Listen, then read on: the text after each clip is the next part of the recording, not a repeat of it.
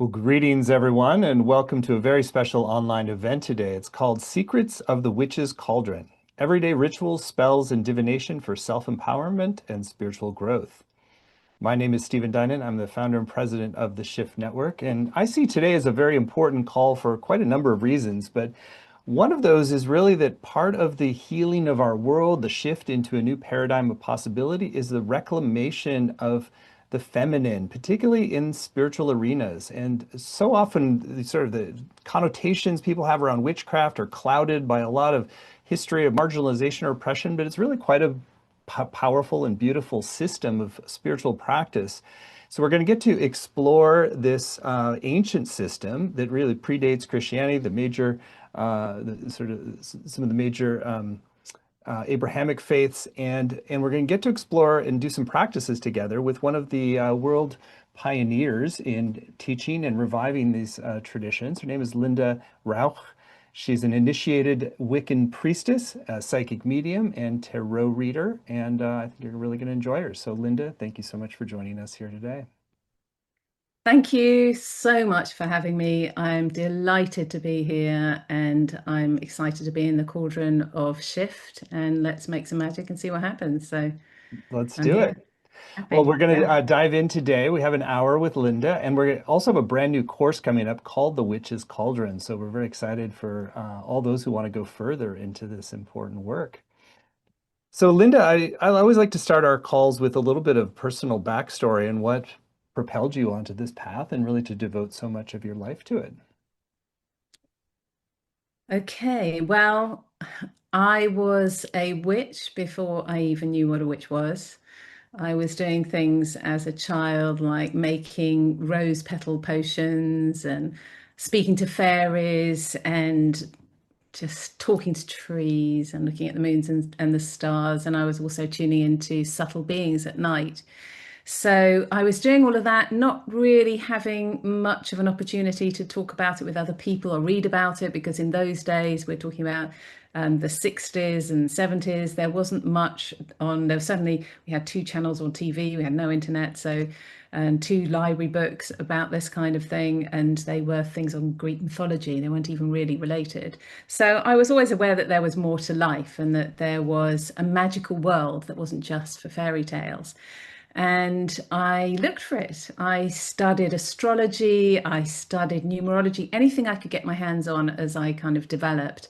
And I was also having some very intense things like precognition, so premonition dreams, particularly as a teenager. So I was having psychic experiences, which felt like there was another realm, showing me that there was something else. And I always had the sense I wanted to be a healer. So I did various jobs that put me in the trenches. So I was a social documentary photographer in apartheid South Africa, which was very intense.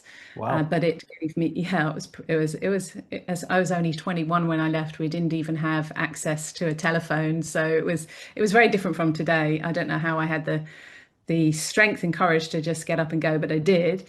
And I received the blessing of tarot at that stage, which was amazing. Someone taught me tarot, and that helped me through that difficult time. And then I kept on studying, came back to England, and then I threw myself into another trenches, which was working as a counsellor. I developed my abilities as a psychotherapist and a counsellor, and I was working mainly with sexual abuse and rape crisis, 24-hour lines with no supervision, that kind of thing. And then I moved to the US, and at that point I discovered Wicca, or Wicca discovered me. I'm not sure which way round it was, but I ended up being a nanny for a really wonderful woman who was a coven sister to Starhawk.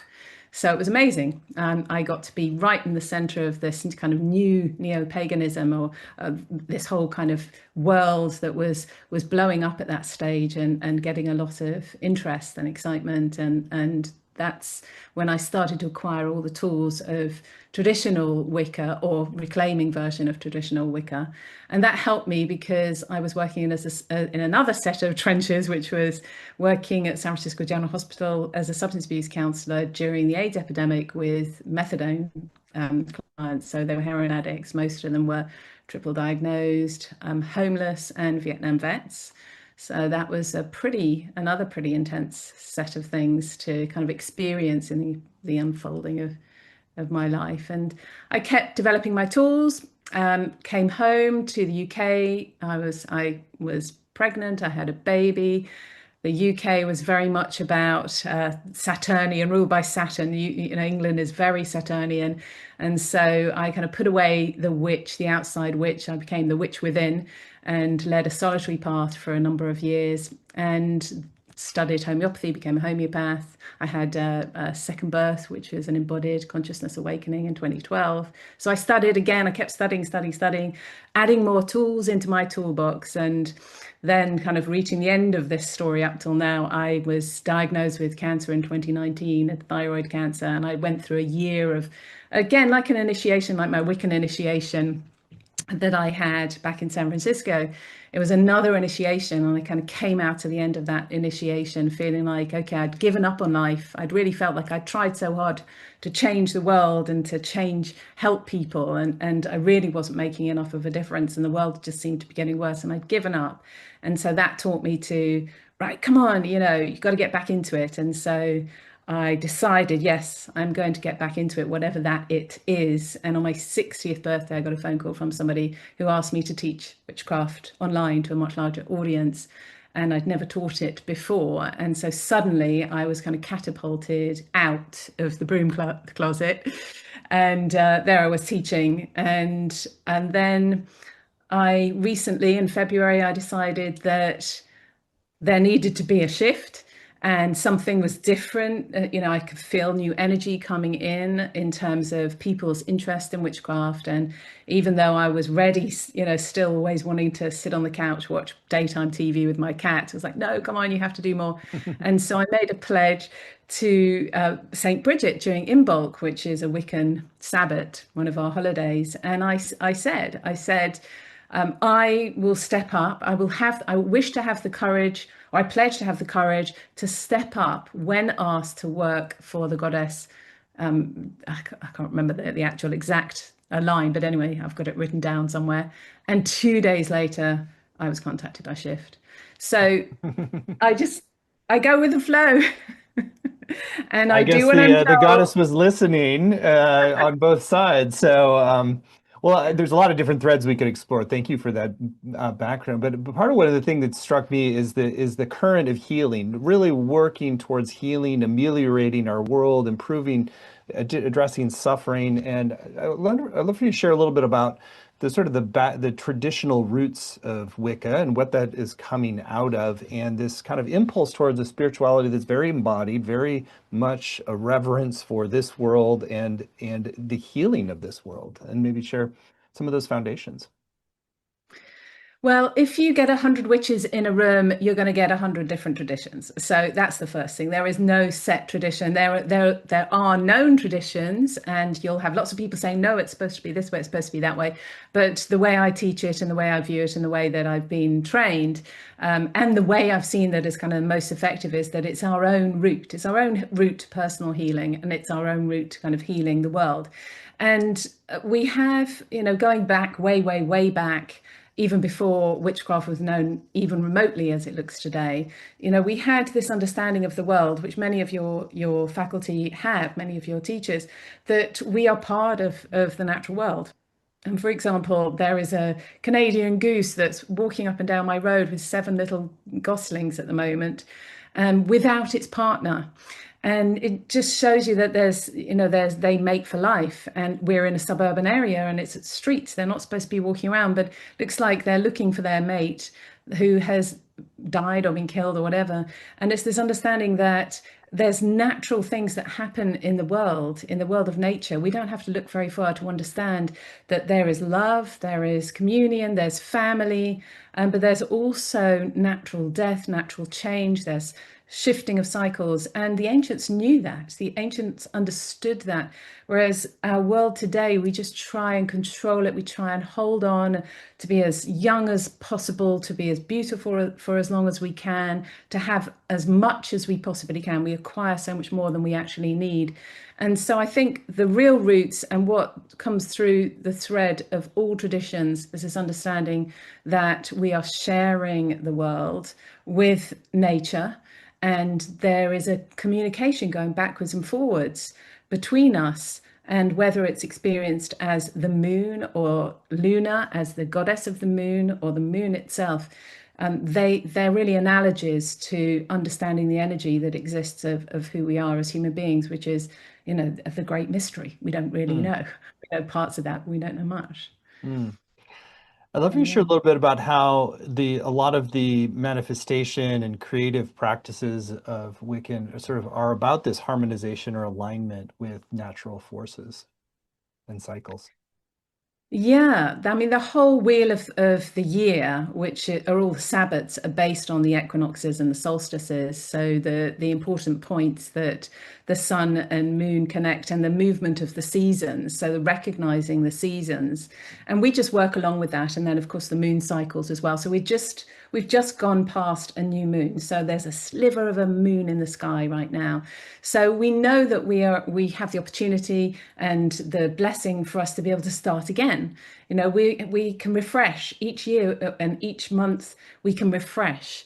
There's With each cycle we get to refresh, and therefore we can move on. We can try something different. We can bring something special and different and new into our life each time. So recognizing the days of the week and how each one represents a different energy, and working with that. So there are many ways. It's quite shamanic, obviously. There's lots of similarities to shamanism with witchcraft. You can't help it. We're working with nature. That's the way it is. So yeah, it is very much about healing, and about just using what we have and being who we are, Hmm. connecting. As I understand it, Wicca is not an exclusive tradition. You don't have to sort of only be Wiccan. So what have you seen in terms of like its ability for people who are maybe, self-identify in other traditions to learn from Wicca as sort of like in a complementary fashion? Well, Wicca itself is a development of witchcraft. So it's a particular way of practicing witchcraft. So I have a very open approach. I am an unfinished symphony, and all the different notes that have gone into my symphony include many different religions, religious practices. So it's a practice that is holistic, that is inclusive. I don't know, because I haven't, I can't say for sure, because I don't know every single, well, I know most of them, but if I really knew every single religion in the world, I might say something different. But my sense of witchcraft, or being a witch, is that you can do whatever you want, you can include whatever you can, as long as you just follow the one basic principle, which is do no harm. So that's it. Beyond that, be as creative as you like, be as inclusive of other things as you like. Um, Follow whichever practice suits you. Take a little bit of this, a little bit of that. It's your cauldron. You're creating your Hmm. cauldron, Hmm. and within that's your spirituality. I'd love for you to paint a little more picture of like that individualization, that individualized expression of your cauldron, and like how maybe you could start with your expression, like what are your kind of daily practice, daily, weekly kind of, or, longer format practices that sort of weave meaning for you. Every minute is part of my experience as a witch. So whether it's finding a cat whisker, I have 3 cats, so that happens fairly regularly, but maybe once a month or something like that. But when it happens, it's special, because that you can add a cat whisker to your spells to potentize them and make them a little bit more special. So whether it's finding a cat whisker at a particular time, just when I need it, or seeing the Canadian goose going by, or reading a particular book, at all times I am working as a witch.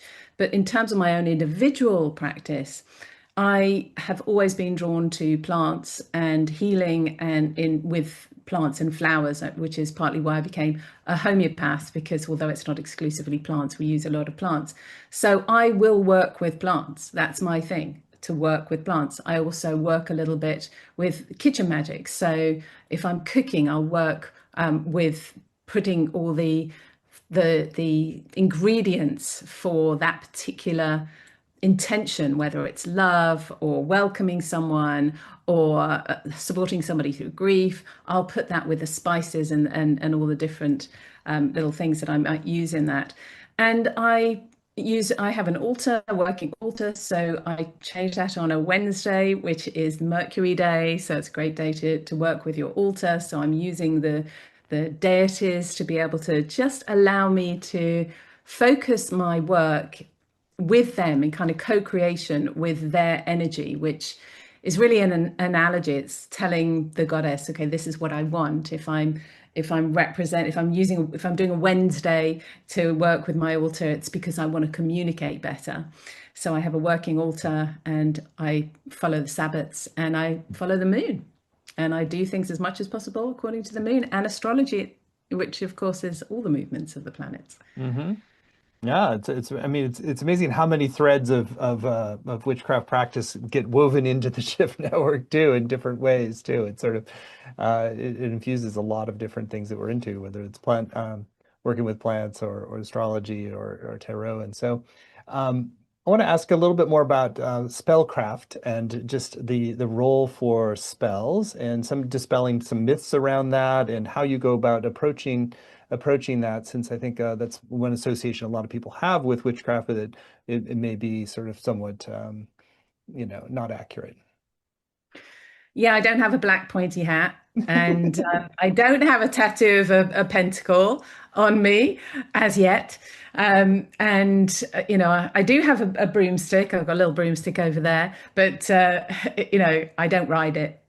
So yeah, I mean, we're not as we have been shown through the media and film and TV, and even the latest, the whole witch talk TikTok phase that's going on at the moment, where there's a spell for everything, and people think, oh, all I have to do is put a little rose petal here and do that, and all of a sudden my life will change. So no, absolutely, we are. When we're creating spells, what we're doing is we're really setting out an intentional prayer. It's the same thing. We are saying to goddess, or if you have a different name, many witches might not choose to focus on the goddess. They may work with other deities, or not a general divine feminine, but they may work with Hecate, or they may work with Juno, or whatever. So they may focus on that. But anyway, so you have this way of saying to the deities, or saying to your higher consciousness, even. We don't know. It's a great mystery. We really don't know. But we are making the statement to divinity, which is a word I kind of love to use, that this is what I want. And I'm going to show you the ingredients of what I want. And I'm going to use a ritual to do that, because I'm in a slight trance state when I do that. Because when we listen to drums or we do deep breathing, it puts us in a slightly altered state. And then all the human stuff, the busy human mind, just drops away. And it's easier for us to connect with spirit, with goddess, with the divinity at that time. And so it's a more powerful intention that we're setting. And then we're just using these little symbols here and there just to say, oh, this represents me, and this represents the work that I'm doing at the moment and how I want to change that.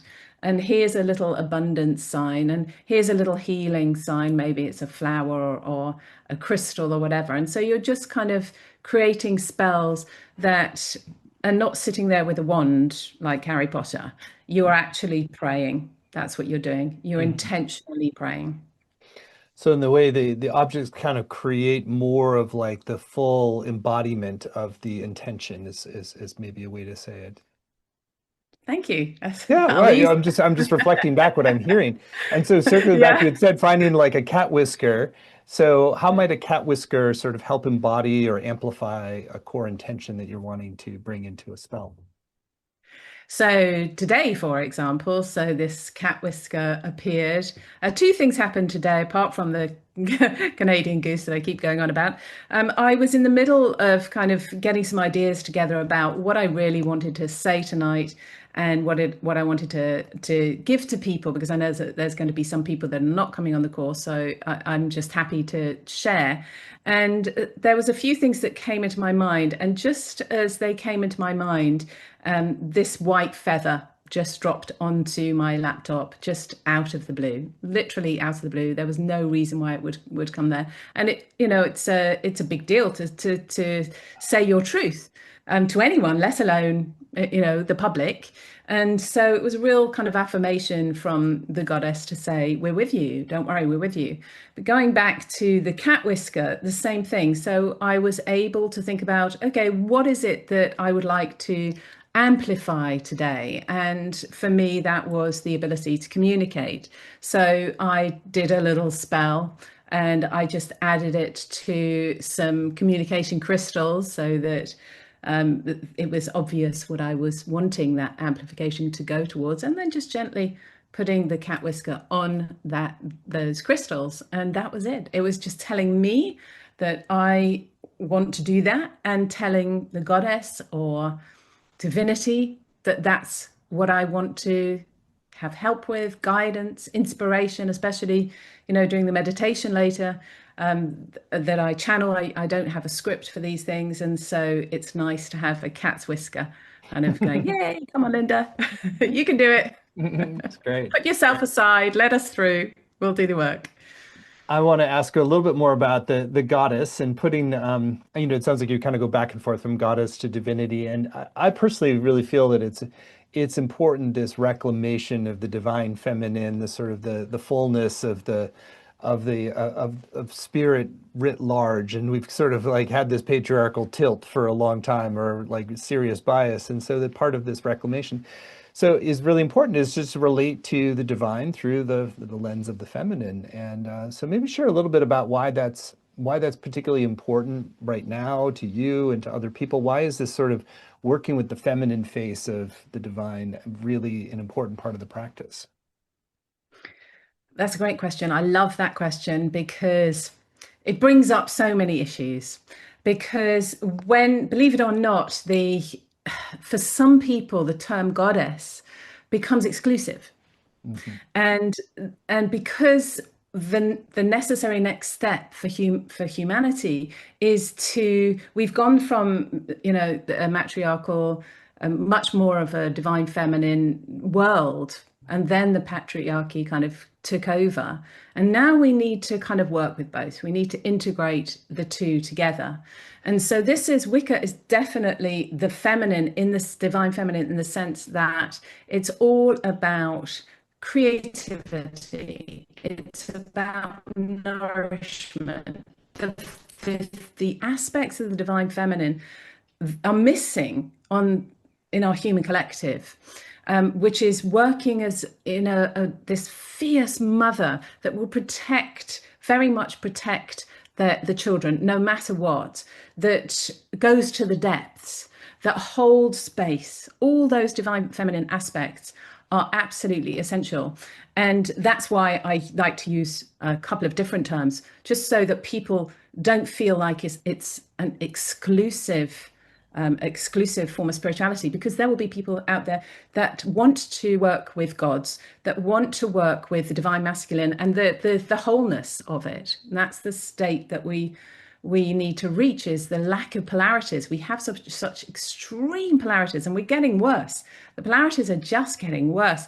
And the most bizarre thing is that the polarities that we knew what left was, we knew what right was, now we don't know what left is anymore. We don't know what right is. So we've kind of polarized into these states that have just turned into a bit of a mess. So we've got a big cauldron that we need to hold space for the divine feminine, absolutely. And it's those characteristics of the divine feminine that are so important and so much a part of what we do. And absolutely, for me, it's goddess energy. I'm carrying goddess energy. When I talk, it's goddess energy. When I work, it's goddess energy, because I need the action part of the divine masculine, but I need what's lost for a lot of women, is that empowerment, that that empowerment of the divine feminine. And that is a big part of what I want people to come away with, Mm, is that sense of it really is okay to be a woman, and it really, really is okay to have or to be a man and have these divine feminine connections and want that, really, really want that softness when necessary, mm. and this fierce protectiveness when necessary. Yeah, beautifully shared. How important is it to sort of explore the pantheon of different goddess archetypes, if you will? Do you find that that's important part of the practice to find which ones you truly resonate most with, or develop, cultivate a deeper relationship? I mean, I ask this partially. My wife is engaged very deeply in these traditions too, and so she's found that it's like working with a diversity of faces and goddesses is really helpful to call out different qualities that otherwise you can kind of get like almost just slotted into like a couple of archetypes, but work with ones that might be like, well, at first they're like, whoa, Kali seems a little intimidating at first, but then actually when you work with her, it becomes like a portal into a different potential. Oh, absolutely. I mean, I work a lot with Kuan Yin, who's behind me, and that is because I really, really strongly believe and function from the position that healing is at the foundation of everything that I teach and everything I hope I do in the world. It's not always possible, but that's my desire. And if that was a worldwide view, we'd be in a much better place. So Kuan Yin for me is very important, and Ganesh, I work a lot with Ganesh, and there have been so many different deities that I've worked with, and it's kind of like a training ground in a way. It's like in a way you get to know parts of yourself by getting to know the archetypes in the deities. It's like recognizing and reclaiming a part of yourself when you start to work with, the fierce Hecate. It's like, okay, I can be powerful, I can be strong, or whatever it is, whichever deity it is, there's a part of you that is reclaimed. And so absolutely we have the pantheons of all the gods and goddesses from Greek mythology, Hindu tradition, all of them. There is no limits when it comes, which is why, when it comes to kind of deciding what you want to work with, which is why witchcraft is so powerful, because it's so inclusive and it is very holistic. And I have a pack of goddess cards that I bought when I was in San Francisco many years ago. Beautiful pack of cards, and they have all the different deities on them. And sometimes I'll just pick one of the deities just to use on the altar. I'll just let the goddess decide who I need to work with that day, and it'll be someone I've never worked with before. And of course, it'll end up being exactly the energy that I need at that time. So yeah, we are amazingly lucky. We don't just have one god. Mm. It creates a lot We of have freedom a to lot. explore and different potentials too, versus like getting rigidly locked into a certain orientation. It's beautiful. Well, I know you want to take us into a practice as well, and I know it's around the dragon. So maybe share a little first about why the dragon is an important symbolic symbol for the witchcraft path, and then lead us in that practice. Okay, well, I have my little dragon there on this table, which also serves at times as an altar. And the dragon is a wonderful being, a wonderful creature, and there seems to be a lot of reawakening of interest in dragons. We had Game of Thrones, of course. I realized I was mother of dragons recently because my son is born in the year of the dragon, so that was very cool when I realized that. But there does seem to be this emergence of the dragon. It doesn't surprise me, because the dragon really does symbolize feminine energy, represents all sorts of things. Because it has the ability to both be the water, the air, the fire. It's got all the elements, and so, like the divine feminine energy, it represents that deep intuition, transformation, and empowerment, and protection, and mystery, and all of that. So it's quite an amazing symbol or emblem to use, and energetically to start working with dragons is very powerful. And I do feel like we need powerful archetypal energies on the planet right now. And the dragons are a great place to start with that. And so this meditation is going to, we're going to be visiting St. Brigid's Well. So based on my experience kind of coming to shift and being invited to shift by my pledge to St. Brigid, even though we're not in bulk, it doesn't matter. You can work with the deities at any time. So we're going to be using working with Saint Brigid, or her beautiful archetypal energy, to initiate and empower our soul's desires using this amazing symbol of the divine feminine, which is the dragon. Are you ready? Let's do it. Okay, so I've been chatting away and your minds are probably quite busy with some of the things that I've said, or maybe, hopefully they are. So just let all that go and just shake it up a bit, just relax and just find your kind of balance on the chair. And many of you have done meditations before, so I don't need to go too much into breath. Many of you understand that there is an altered state as you relax. So relaxing is the key. So feet on the ground if you can. If you're lying down, don't worry about it. Make sure there's no cats that are going to jump on your lap. And deep breaths. And start by recognizing the beautiful miracle of gravity. It keeps us grounded. We can understand that we aren't going anywhere. Gravity keeps us connected to the beautiful iron core at the center of the planet. And as you begin to take those deep breaths, breathing in, breathing out longer than we breathed in. And I like to start by inviting you to breathe in the goddess and breathe out any sense of stagnation.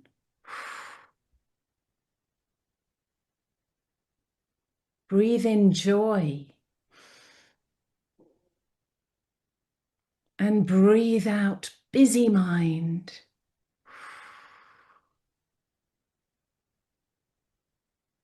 And breathe in hope. And breathe out doubt.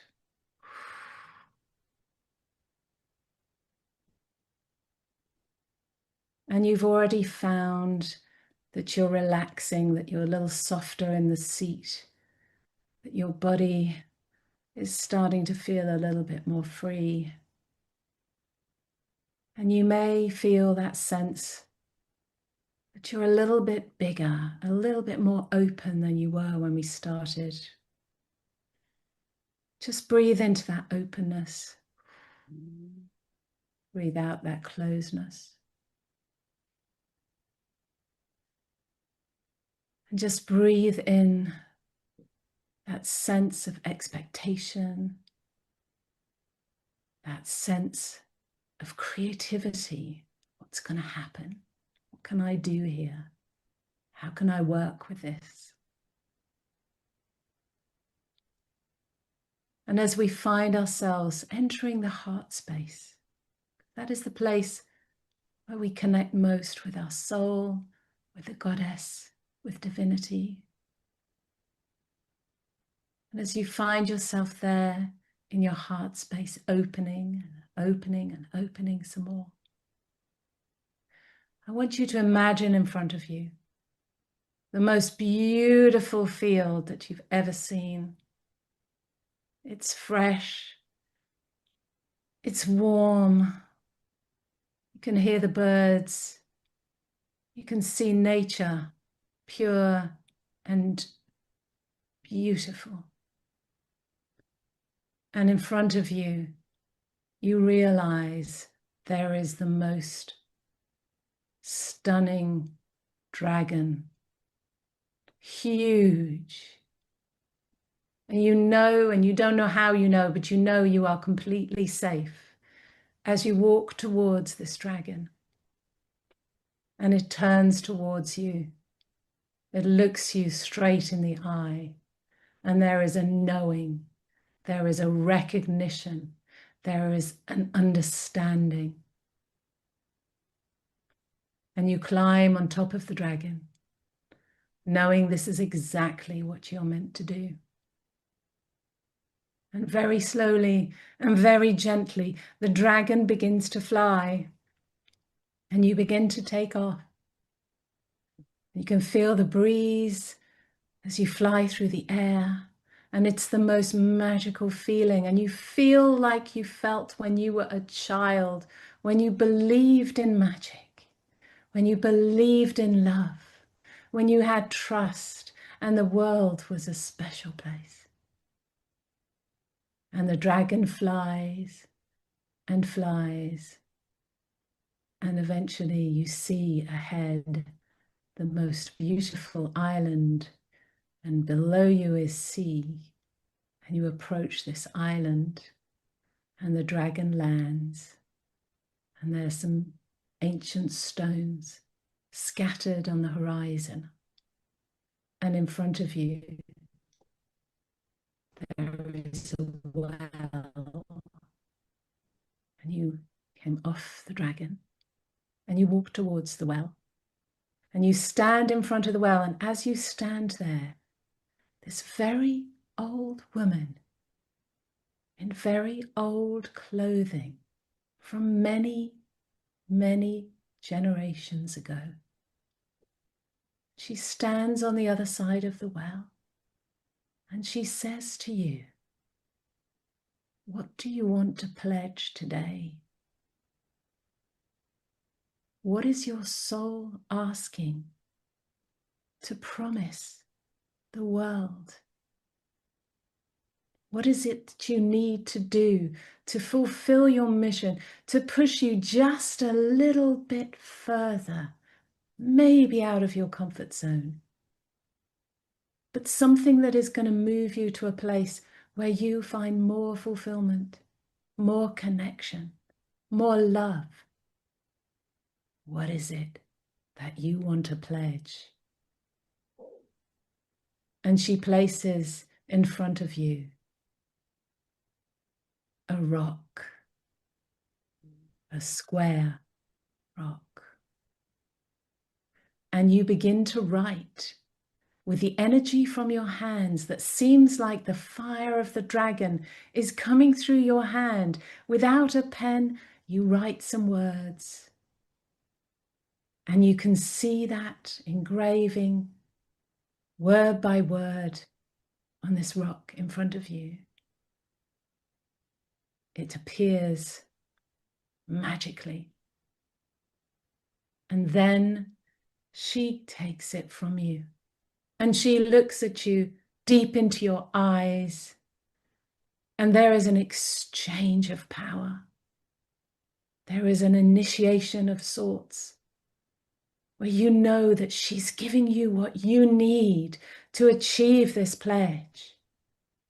Your whole body is alive, alive with this initiation, alive with this powerful moment of truth, your truth. And together you drop the rock into the well, and you know that the water will seal this pledge forevermore.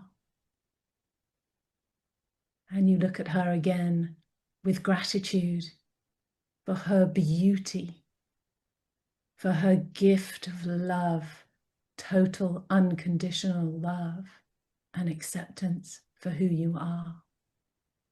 And you feel different, and you feel alive.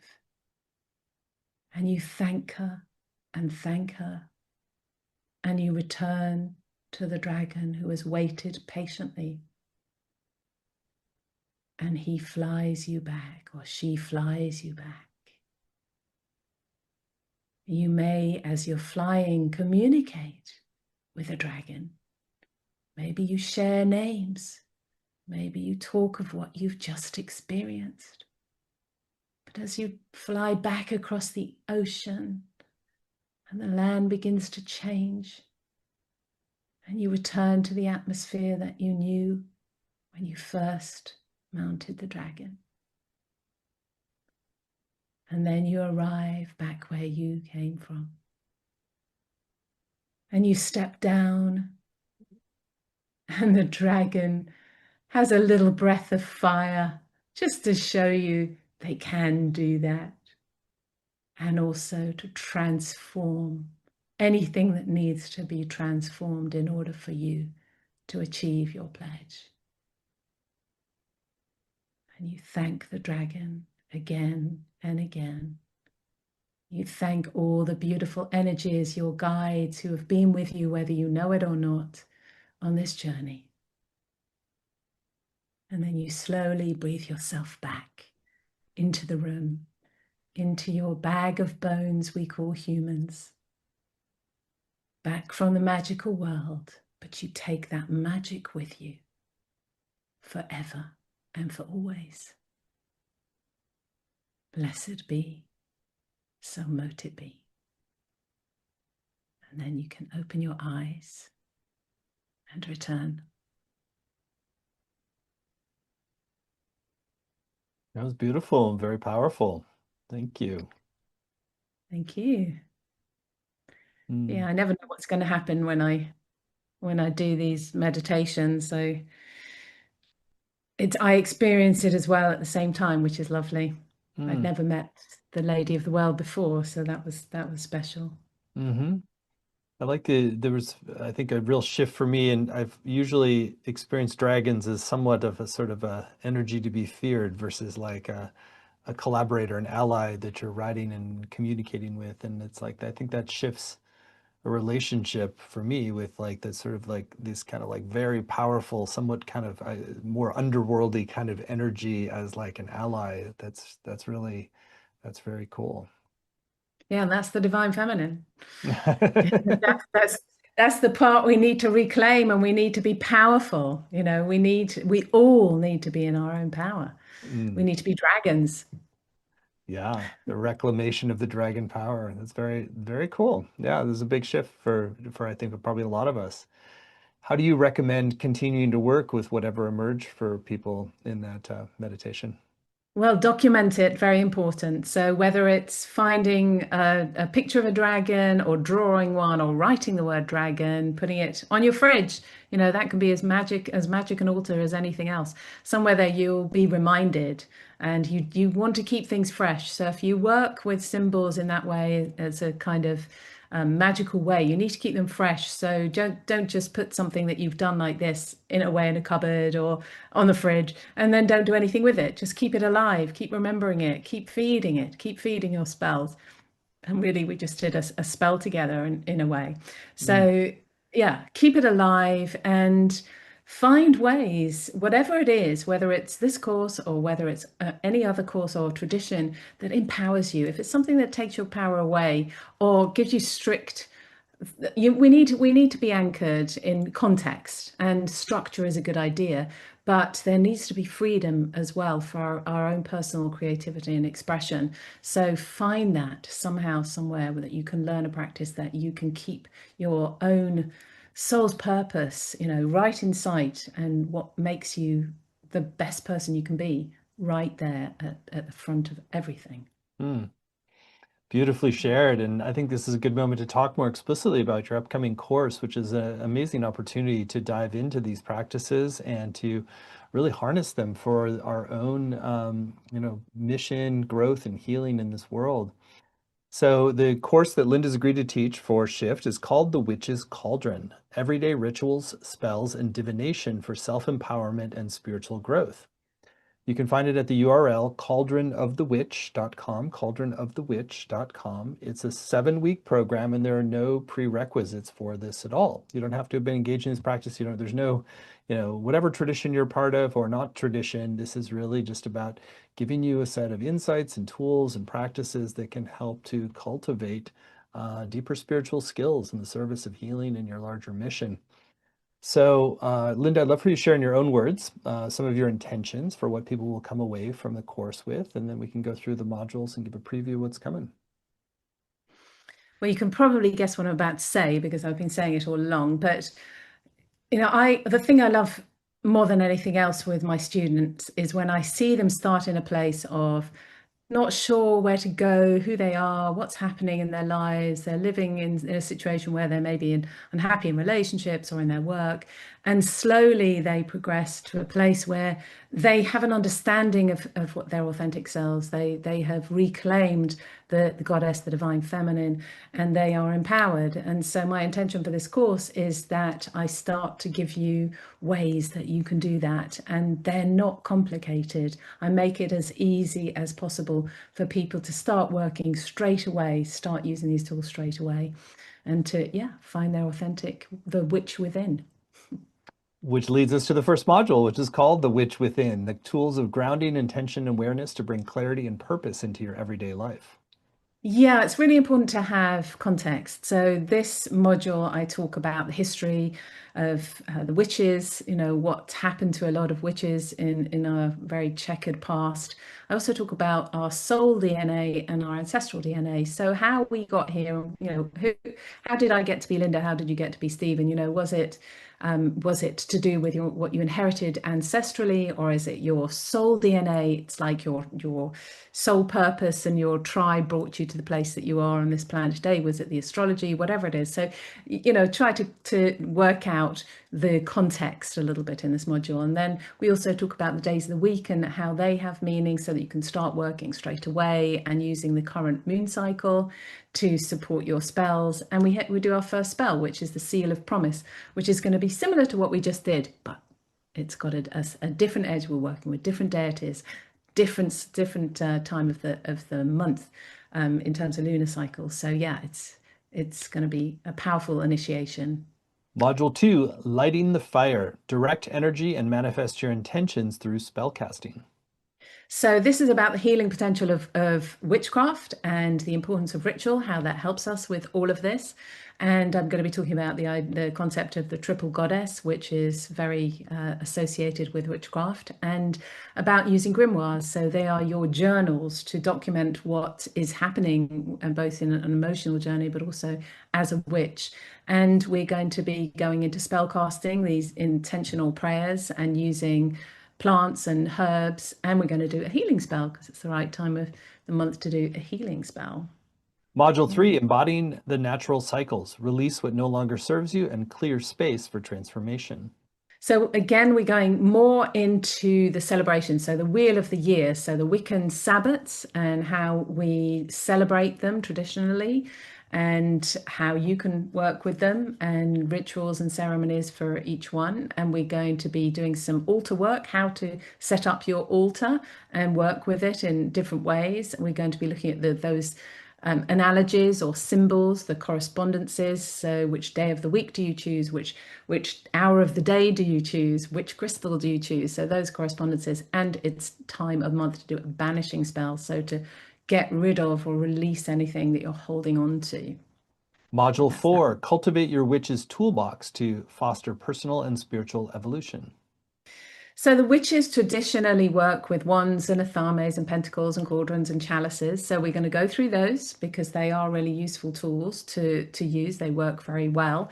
And also some more spell components, things like candles and incense and oils, and how to consecrate your tools to make them sacred so that they're there specific for sacred use. And then we'll talk a bit about the directions, how they're used in casting a circle and the elements. And also we're going to be doing an actual ritual for the Harvest Festival of Lammas because that's the time of Lammas. So you get to do a ritual as well. Great. Module 5, Connect to divine guides and align with lunar cycles and to open to deep intuitive states. So this is about the fact that I personally believe that if you are a witch, you need to be in it wholeheartedly. And to be in it wholeheartedly means feeling the energy of things, whether it's a crystal, whether it's a plant, to really work with what they are, deeply, in the subtle realms, not just the gross realms, not just what we have always been taught to see. and also to use divination because it's a very good way of connecting with the goddess and with our guides. So it's going to be looking at tarot cards and pendulums and runes and the deities, the spirit guides, teachers, guides, and inspirers. And we'll be doing a breathing down the moon meditation, which is wonderful to do. So again, it's going to be a beautiful time of the month to do that, and a fertility and abundance spell. Module 6, working with mystical realms to awaken, remember, and embody your sacred path. So we'll be talking a little bit about dreams, a little bit about visions, and how you can work with your abilities to kind of be creative in your mind, through working with whether it's channeling or imagination, whatever you want to call it, but just being able to find a way to have those visions. We're going to be talking about the charge of the goddess, which is a very powerful invocation of divine feminine wisdom that is at the core of Wicca. We're going to be talking about how to access trance states through sound and chanting and drumming and raising the cone of power, which is a practice that we do to really get things going, to amplify the ceremony, amplify the spells. And we're going to be talking about creating a ritual around spell making, and we're going to be crafting a preservation and peace spell. So I don't like the idea of protection spell because we want to preserve what's wonderful, but in an ideal world, we wouldn't have to protect ourselves from anything. So it's a preservation and peace spell. Great. And then module 7, spinning the web of wisdom. Anchor your intentions, protect your energy, and manifest your desires with focused will and symbolic action. So we're going to be talking a bit about ethical foundations, the 3 core principles of Wicca, and going into the structure that we have. And we're going to be doing gratitude spell because it's the end of the course. And we're going to do a final meditation with your dragons. So you're going to be saying goodbye and also to manifest, whatever it is that you want to bring in next after the course is complete, after the 7 weeks, that magical spell that we're creating over that 7 weeks. It's a magical action and it will be completed. And so then it's time to look at what's next. And that will be that. Well, what a beautiful offering this is, and I know people are going to get so much powerful benefit and healing from this. And again, there's more detail on the modules at cauldronofthewitch.com. A little bit more about this program. So you get not only these 7 90-minute live modules that we just described with Linda, which is a great time to ask your questions, engage in interactive practices together. And you'll also get recordings, both video and audio, as well as word-for-word transcripts. It gives you a real opportunity to go back and re-engage any practices that you might have forgotten years from now. It really gives you a permanent library of practice that you can do, and insight that you can turn to. So there's weekly exercises and practices for home. There's a Facebook community to support you and deepen your experience. And there's also a number of extra bonuses that Linda has added to this program. There's a full digital guide called Witches Tools, Ruins and Ogham Mind Maps. That sounds intriguing. Want to share a little bit more about that bonus? Yeah, so runes and Ogham. So Ogham are druid runes. They are a different kind of runes. So runes are amazing. They're wonderful divination tools. And one of the easiest ways to learn about anything really is to use mind maps. So I spent many, many months just creating these mind maps so that people could look at the runes, which are simple symbols. They're not like tarot cards where you've got a lot of information, a lot of data that you can kind of bounce off and start channeling from, or start using your psychic abilities from, or start using your intuition. Runes they're just a symbol. So once you understand what they represent and the mind maps help you do that, it's a really good way to kind of use those tools, both the Ogham and the runes. So it's a nice little bonus. Great. Then there's a full video mini course that Linda's created called Teaching Tales of a Natural Born Psychic. Obviously, psychic skills are very complementary to everything you've been talking about. You want to share a little bit more about that, Linda? Yeah, that is a biographical little journey through my life, using me as an example, as not as I'm a Leo, so I do like to kind of be a bit like, stand beyond it's all about me, but I try not to, I promise. But this is just using me for that reason, not to show off or anything else other than to just say, look, you can have, if you look through your life and you map the terrain of your life, you will start to see the connections where the goddess has stepped in, has given you the right partner or given you the right house or put you in a different direction you never expected. And it's kind of amazing to do that, to just look through your whole life and find out what happens and why, and to see it. Because when you start to do that, you realize things you didn't really realize before. And so I use myself as an opportunity to have a look at how you can find out about your life too. And so yeah, that's what it is. And psychic stuff is, it's not essential to witchcraft, but tuning in. You don't have to see yourself as somebody that's going to be a tarot reader, but it's nice to be able to look at a flower and get a sense of, oh yeah, that feels really like a very empowering flower, or a flower like a rose, which feels like it's full of gentleness and love. It's that kind of thing. But yeah, because I'm a psychic, obviously, that's what I'm talking about to some degree in that course as well. Mm. That's a great extra bonus as well. And then there's one final bonus that you get if you sign up at midnight tonight Pacific time. This is a special audio teaching from Linda on the Magician and the High Priestess meditations. Want to share a little bit more about that special bonus folks get today? Sure. So in the tarot deck, the High Priestess and the Magician are the first two archetypes that arrive in the major arcana. And they both embody the divine masculine and the divine feminine beautifully. And so it's a great way to start understanding how the tarot can really help you work with the natural cycles of life, just understanding how the world works and being able to tune into your own gifts, your own divine feminine, your own divine masculine. And so that's what I do. I take you on a journey with both the magician and the high priestess in meditation, and you get a chance to do that. Mm. Well, it's truly going to be such a groundbreaking and fascinating and powerfully healing program. Again, it's all at cauldronofthewitch.com. We've kept the investment for it very accessible. It's just 3 payments of $128, or save 10% when you pay in full with one payment of $349. The course is going to start July 9th and run 9 Wednesdays at 9 a.m. Pacific, noon Eastern, and that works for European participants as well. Even if you can't make the live times, you can still get the full value with the recordings, the transcripts, and the community as well.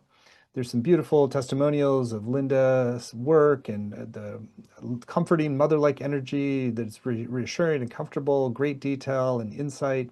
So many people have really been blessed by working with Linda. So you're in really good hands, and you will, I think, be very blessed if you take this journey with her. So it's again all at cauldronofthewitch.com, cauldronofthewitch.com, and you'll get that special bonus of the Magician and High Priestess meditations if you sign up by midnight tonight.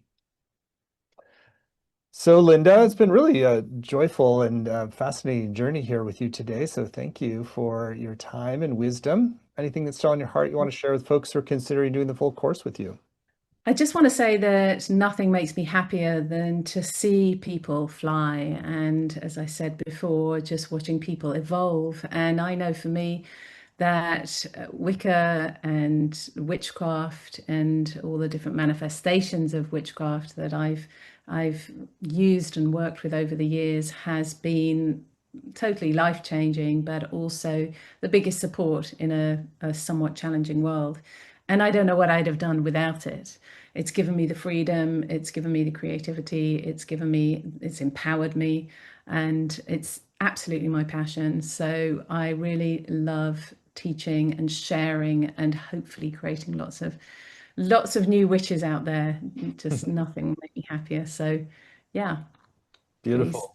join Well, us. well, thank you for the sincere intentions there and the great insights today and just the beautiful spirit with which you do this work. So thank you all for joining. And if you'd like to go further with Linda, you can do so at cauldronofthewitch.com, and you'll get that special bonus of the Magician and High Priestess meditations when you sign up by midnight. So thank you so much. Many blessings. Thank you. Thank you.